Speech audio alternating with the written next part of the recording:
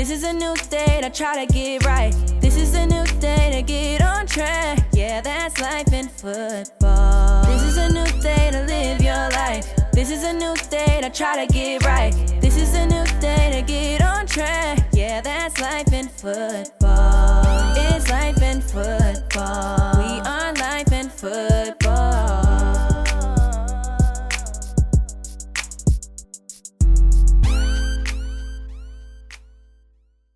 You are now listening to the Life in Football podcast. Check out the new website, lifeinfootball.com. Once again, the website is lifeinfootball.com. Thanks for listening. Welcome to the Life in Football podcast, baby. I'm your host, Mike Fee. And this your Cole and Moore. You know we loving life and enjoying football. Top-notch coaches all around the world. Top-notch coaches all around the world. Today we got Coach Drew Davis on. Coach J, baby. He represents for them UCLA Bruins because he's the director of player development over there, and he's doing a great job. He born and raised Denver, Colorado, baby. And when he was in college, he played for them Oregon Ducks. And at the same time now, he was a Watkins Award winner. He played some NFL ball for the Atlanta Falcons. And this is a person who has intellect, and he's trying to do some big things and help players all across, not just at UCLA, but all across the world by setting the example of being a great young man. And I just want to say thank you to him again for coming on. But without further ado, I'm going to go ahead and let Simo bring him on. Coach Drew, how you doing, man? I'm doing great. I appreciate you guys having me on. Hey, man, it's a blessing to have you on. I want to get right into it with you, man. So, like Mike said, you ended up hitting what all us dream of hitting that NFL.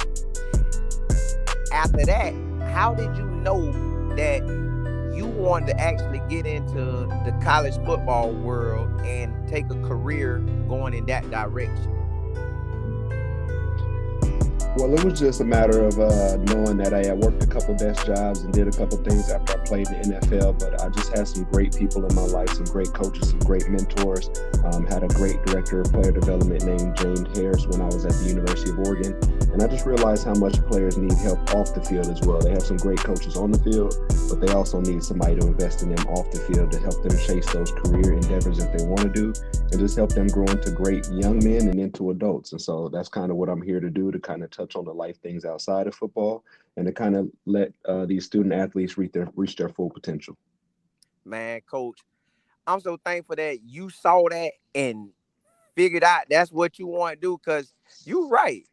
Man, a lot of us players, for me, for example, I had no clue what I want to do outside of football. It took me like 6 years after college was over just to get a clue of what I wanted to do the rest of my life, or a majority of part of my life. So with you doing that, that's a blessing. Like, now, I bet the players love coming to talk to you because you already knew that was a need and you already attacking it. So how do the players get to interact with you?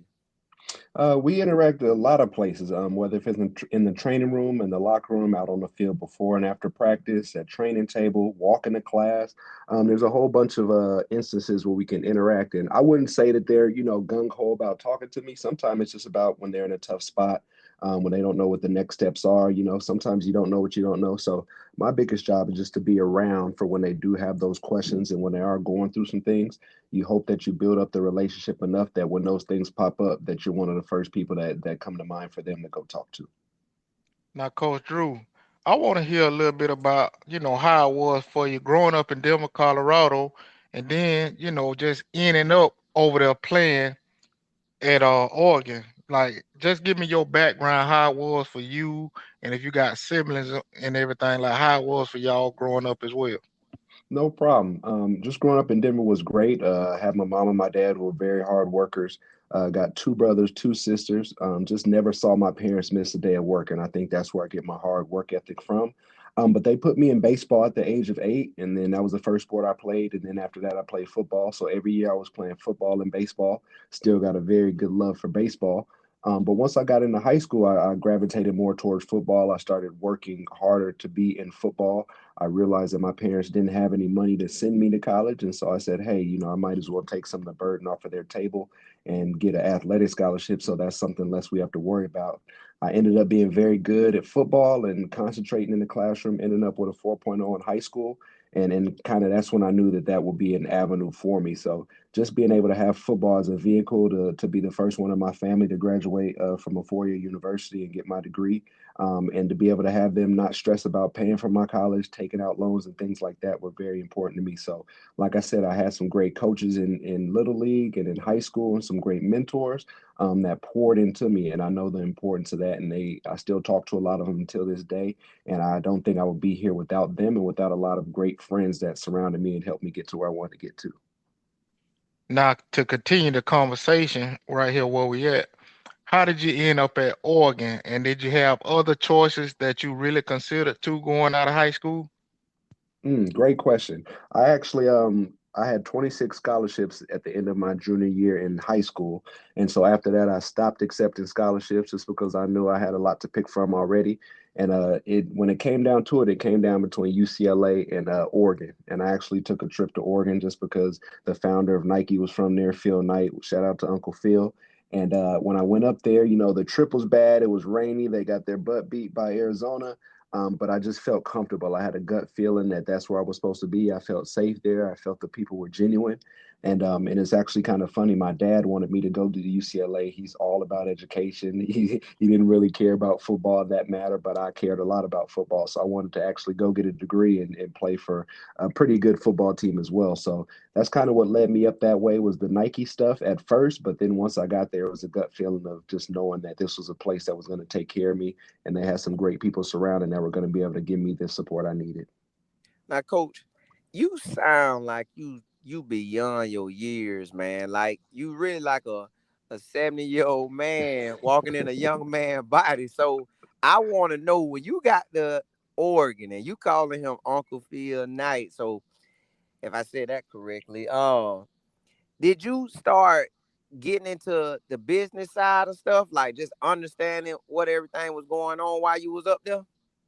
No, I would just got into enjoying college, honestly. Being away from your family kind of helps you grow up a little bit. I was a little bit more mature than I would say most people were at that age. But honestly, it was tearing my ACL my sophomore year after my very first start is when I had to start thinking about things more critically. What else I was good at. Like I said, I've been playing football since the age of 8. It was a dream of mine to go play in the NFL, and that's what I wanted to do. And once I tore my ACL, I had to kind of step back and say, okay, if football got taken away from me today, what would I want to do? And at that point, I still honestly didn't know. I wish I could tell you, hey, I wanted to be a director of player development, but I still didn't know.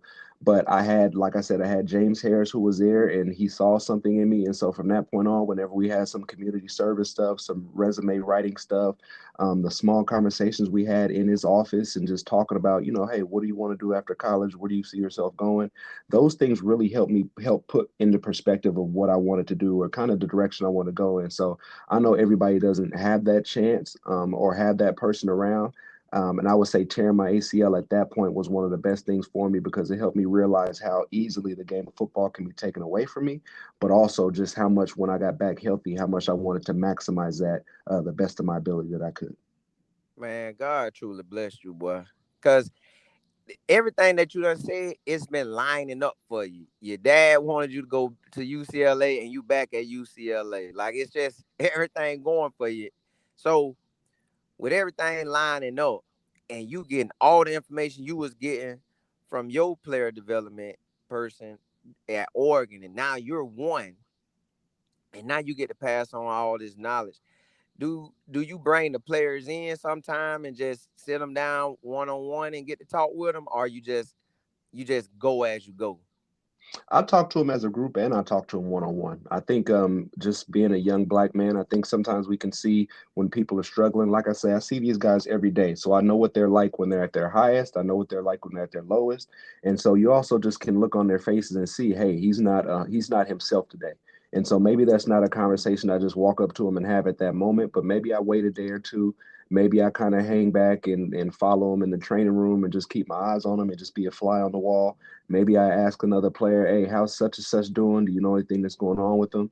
And you kind of just use that to check in and keep tabs on everybody. But for the most part, as people, we kind of know when things aren't right with people. We kind of know when we should say something to them. We kind of know when they need a little pat on the back or when they need some consoling or things of that nature. So it's all about having that emotional intelligence, when to approach people and just how to talk to them as well, to get things in perspective.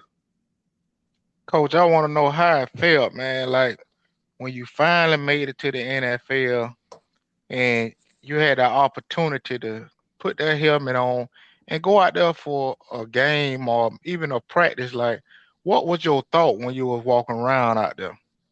I think at the very beginning, I don't know if a lot of people know this. I came out during the year of the lockout, so there was no football at one point. I want to say the lockout got lifted, and the first round of the draft went by, and then the lockout got put back into place again. So when I showed up to training camp, I was actually working for DirecTV before I went out to Atlanta. So I went from one day working at DirecTV back in Denver to the next day standing next to guys like Tony Gonzalez, Roddy White, Julio Jones, people like that.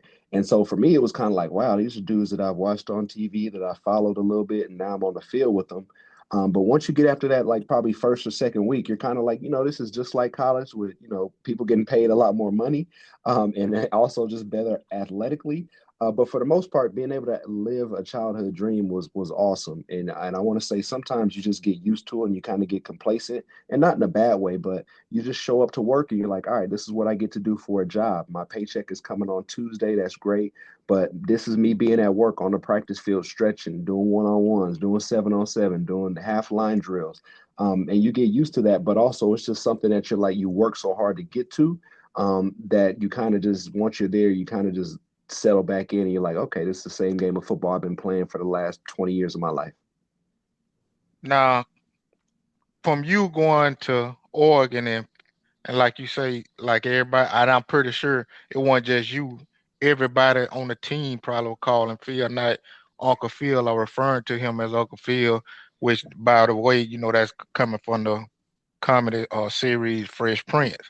Now, with the players looking up to you, and I'm pretty sure some of them may call you Uncle Drewski or, Uncle whatever. How are your keys, or what are some of the main things you would give not just the guys at UCLA, but some important keys for players out there to be successful, not just in football, but in life as well? Awesome. I just think a good starting point is to carry yourself how you want people to see you all the time. And just knowing that, when you have college coaches and college teammates, a lot of your resume is going to be put together right here. And I don't mean just your resume on paper. I mean the way people look at you and see you.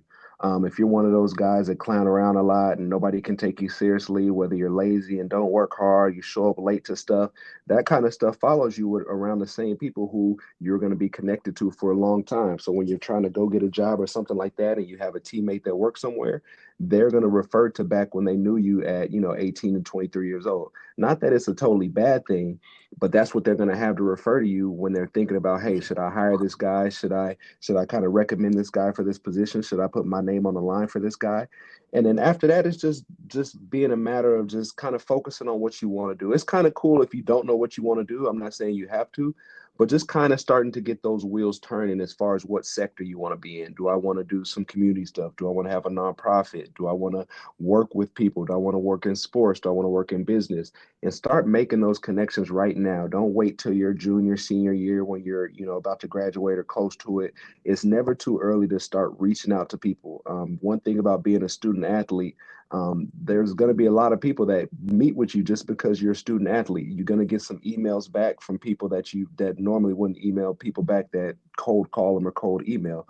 So use being a student athlete to your advantage as much as you can to get your foot in the door. But then after that, you also have to bring some substance. There has to be something about you that other people like and that they want to invest in, or that they say, hey, I think I see some potential in this young person.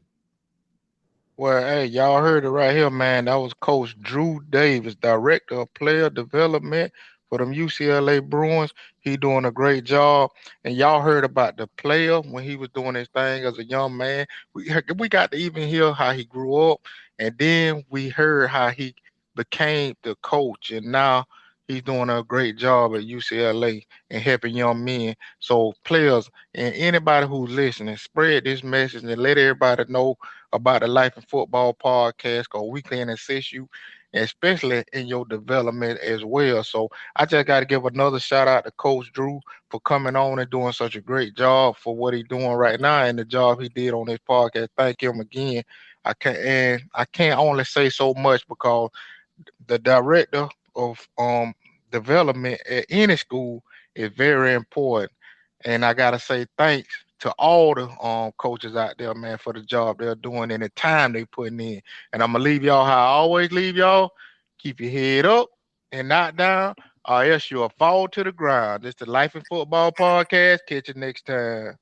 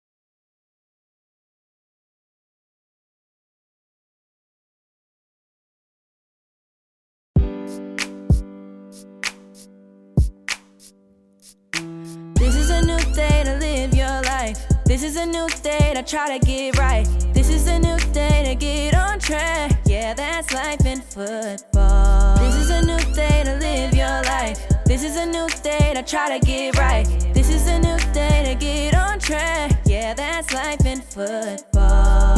It's life in football. We are life in football.